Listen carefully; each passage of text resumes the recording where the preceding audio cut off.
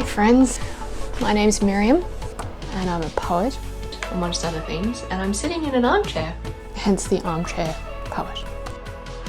One of the things I've been finding lately is that my challenge is not knowing what creative projects to start, but having too many options to work on. There's a certain amount of energy and oomph that is required to get into the creative mode that isn't always there, but sometimes is, and sometimes just starting to create gets me there into that place, which is very similar to the Jane Austen quote about, "I'm not at all in the mood for writing, I must write on until I am," she says.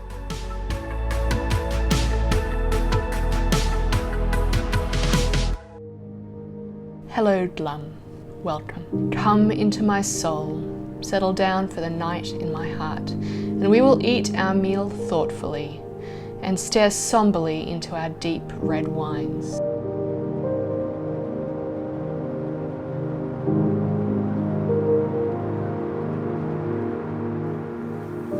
The challenge with family and the joy with family is that you can love deeper, but you also fight harder. Because my mum is immunosuppressed, I would either need to keep working and not see my family or stop working and see my family. Pretty much all of my time is now spent at my parents' house. Go now, go for a walk? Sure. Yeah, that sounds good. Sounds great. I've been doing lots of thinking about daily contentment. Basically the question is, can I go to bed late and still be a productive person? By late I mean 1 or 2 a.m. Is that an expression of creativity or an expression of immaturity and lack of discipline? And I think I tend to swing a bit, and I think it's a bit of both. Exhale. Feel the slide of air through your throat. Let your eyes focus on what is before them. Note the sounds drifting in from outside. Children, trees, birds, or washing machines, they all make up the sound of silence. I sort of hadn't clocked that it takes quite a lot of energy to be vulnerable and scared and still sort of talk to a camera and to be sharing where you're at. I am practicing the art of art. I sat down to record and got up to see if it had recorded and, to check the video. It had run out of room 4 minutes in and I'd been talking for 10 minutes. And so I was so frustrated and I went and had a bit of a cry, and I was just sort of thinking about, are you doing this because you want people to like you? Well, that's a problem. Are you doing this because you think it's important what you have to say? And so it was just a sort of challenge to think about, why do I do this? Who do I do this for?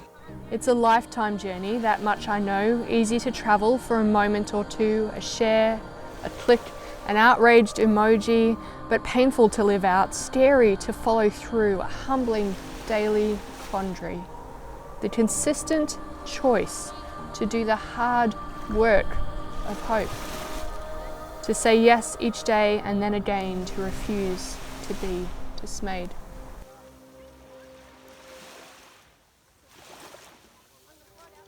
I have been thinking about fear and the role that it plays in our lives and its importance in its own way, and how to be wise with fear.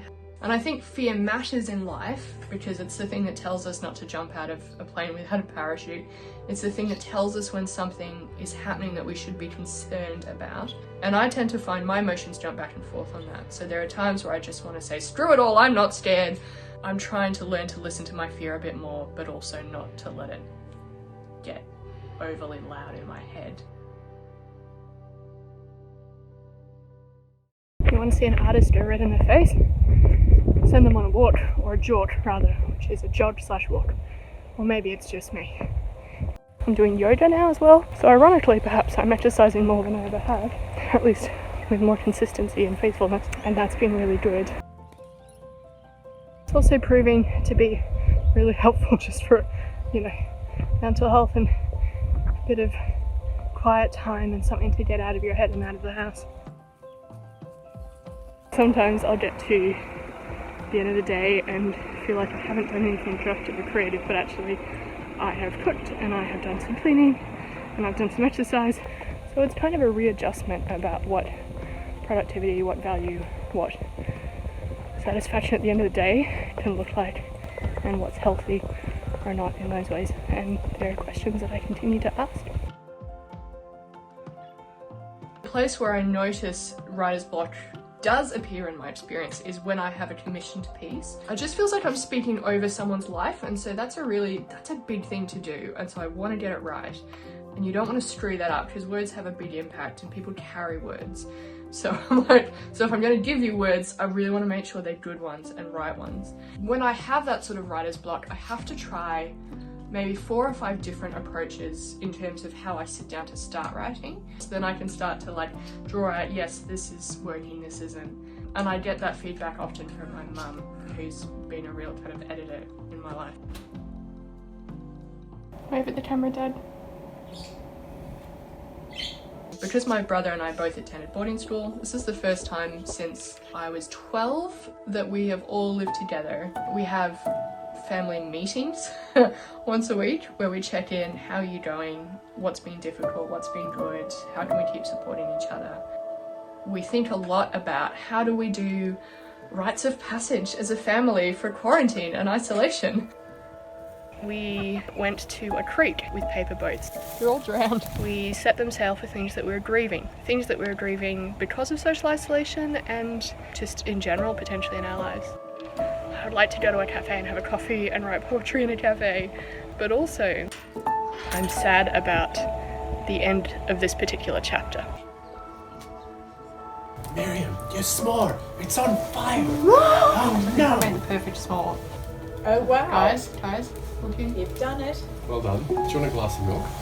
To go with the s'more? Sure. I think we bring our fear and our grief to God as a person of faith. But then we sit with what it means to choose hope in that as well.